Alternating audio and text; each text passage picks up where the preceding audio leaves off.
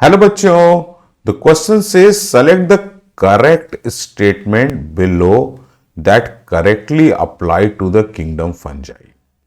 मतलब हमें स्टेटमेंट्स दिए गए हैं और उन स्टेटमेंट्स में से हमें चूज करना है कि कौन सा सही सही फंजाई के साथ अप्लीकेबल होता है या कौन सा फंजाई के लिए सही है। तो ऑप्शन ए से some fungi form beneficial interrelationship with plants. तो ये तो सही है। अगर देखा जाए तो एक मैं एग्जांपल सिर्फ लेके चल रहा हूं माइकोराइजा का। माइकोराइजा, तो माइकोराइजा के केस में क्या होता है, माइकोराइजा में फंजाई क्या होता है कि वो सिम्बायोटिक एसोसिएशन में होता है रूट ऑफ हायर प्लांट के साथ। तो माइकोराइजा के केस में ऐसा जो है एक एग्जांपल मैं कोट कर सकता हूं जहां पर बेनिफिशियल रिलेशनशिप में है फंजाई प्लांट के साथ।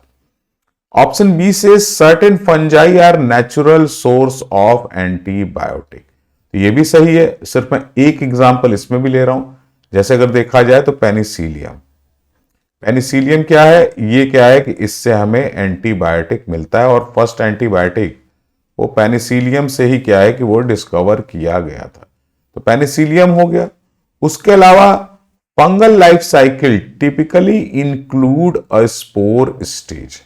तो नो डाउट फंजाई के केस में क्या होता है, सेक्सुअल एसेक्सुअल स्पोर्स बन सकते हैं।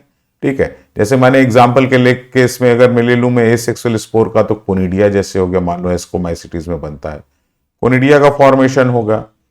सिमिलरली अगर मैं ले लूं बेसिडियोमाइसिटीज में, तो सेक्सुअल रिप्रोडक्शन के दौरान क्या होता है कि बेसिडियोस्पोर्स का फॉर्मेशन होता है। और भी बहुत ढेर सारे स्पोर्स का जो फॉर्मेशन वो फंजाई में देखने को मिलता है। ठीक है, तो बेसिडियोस्पोर्स हो गए, कोनिडिया हो गया, ये स्पोर्स का भी फॉर्मेशन हो रहा है।